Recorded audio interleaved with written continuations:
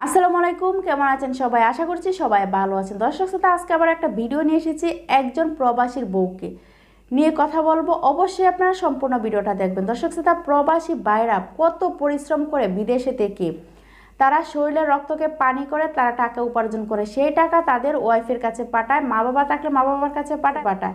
তো দর্শক শ্রোতা, আজকে যে ভিডিওটা দেখাবো সেটা হচ্ছে একজন প্রবাসী ভাই, সে দীর্ঘদিন যাবৎ প্রবাসে থাকে, তার বউ থাকে বাংলাদেশে, তার বাংলাদেশে সেই বউ থেকে প্রবাসী ভাইয়ের টাকায় পুষ্টি নাস্তি করে অন্য ছেলের সাথে।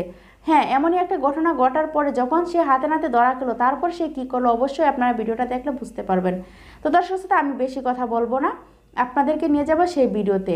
তো ভিডিওতে যাবার আগে আপনাদের কাছে ছোট্ট একটা অনুরোধ করবো, যারা কণা ওয়াল ইন ওয়ান চ্যানেলে নতুন এসেছেন অবশ্যই চ্যানেলটা সাবস্ক্রাইব করবেন, আর অলরেডি যারা করে ফেলেছেন তাদেরকে অসংখ্য ধন্যবাদ। তো চলুন আমরা সেই ভিডিওটা দেখে আসি, যে এত কষ্ট করে স্বামী উপার্জন করে আর সেই টাকা দিয়ে মেয়েরা বা মহিলারা তারা কিভাবে পরকীয়া করে অন্য ছেলেদের সাথে এভাবে টাকা উড়ায় বা ফুষ্টি নাস্তি করে, তাদের বিবেক কোথায় গিয়েছে?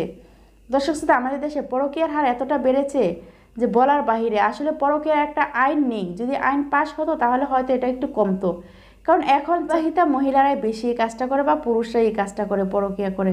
তো তার জন্য তাদেরকে বলবো যে আপনারা এগুলো থেকে বন্ধ থাকুন, বিরত থাকুন। এগুলো কিন্তু আমাদের ইসলাম সমর্থন করে না, ঠিক আছে? এগুলা কিন্তু পাপ।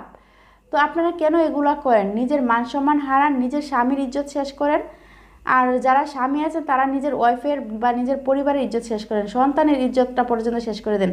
কারণ আপনারা যখন ধরা খান তখন আপনার সন্তানদের এভাবে আঙুল তুলে কথা বলবে, অমুকের মা এই করেছে, অমুকের ছেলে এই করেছে, অমুকের বাবা এই করেছে, এগুলো বলে কিন্তু আপনার ছেলে এবং মেয়েকে অপবাদ দেবে।